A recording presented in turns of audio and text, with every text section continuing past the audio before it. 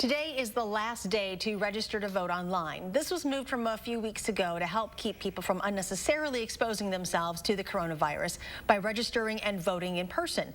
But clerks around the state are hoping another deadline gets moved. Amy Reed joins us live to explain what that is. Amy?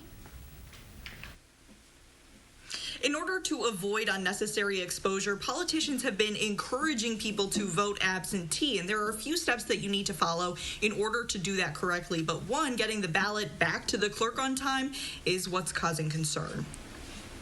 This year, voting will look different than our old video. On top of other protections, voters are being encouraged to vote absentee. We're trying.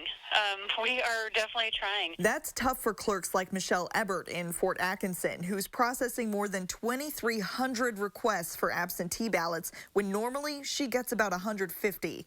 She worries about getting them back on time. Well, if voters complete their ballot and get it in the mail right away, I hope so. Realistic? No. We need to extend that deadline. That deadline to get your ballot into the clerk is 8 p.m. Election Day. Legislative leaders say they don't want to change that. Honestly, I'm kind of bothered by it.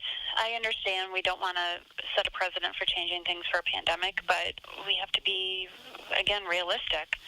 We have to take care of our voters. We have to take care of our residents. We have to take care of everybody. Reed Magny, a spokesperson for the State Elections Commission, said if you get your ballot in on time, clerks will get your vote.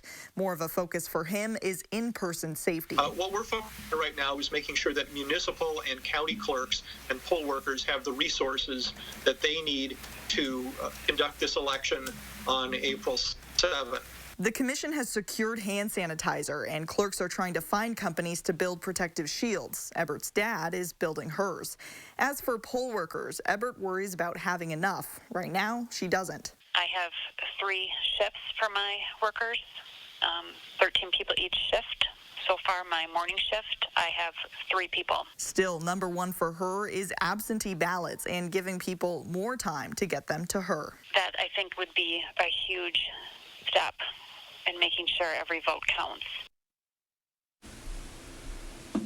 The Elections Commission is planning on issuing a guidance to clerks on absentee ballots at a special meeting tomorrow, but here's what you can do to help them out in the meantime. 1, online voter registration ends at 11:59 tonight. Take advantage of that. 2, you can request your absentee ballot as soon as you can. The deadline is Thursday, but the Elections Commission is encouraging you not to wait.